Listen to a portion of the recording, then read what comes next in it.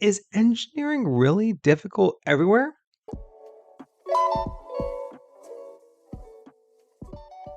I'm from Nepal. Engineering here is considered to be the hardest degree.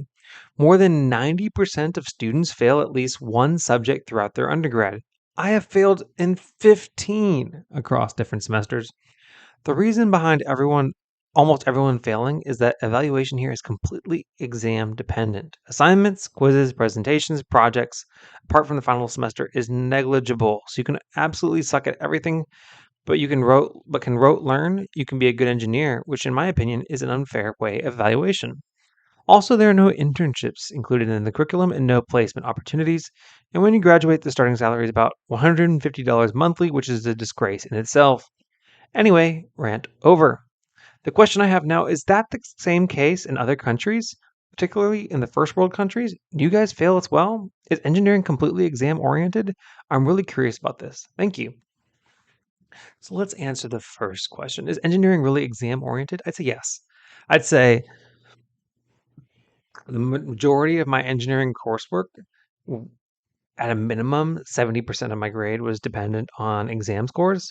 And at a maximum, I had classes where 90 to 100% of my grade was dependent on exam scores.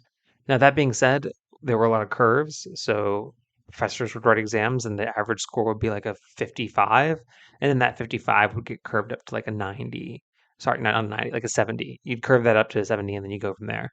So, I mean, is it really that difficult everywhere and very exam oriented? I'd say yes.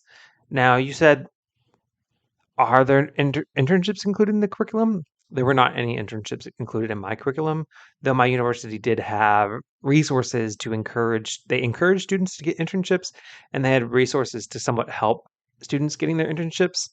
Other universities have included co-ops as part of their program where they'll make sure that their students have at least one internship is required for them to graduate, and that co-op is during one of their semesters. So again, internships weren't included and weren't required as part of my program, but they are required for some engineering programs. And then whenever it comes to salary, starting engineer salaries in the US are definitely reasonable.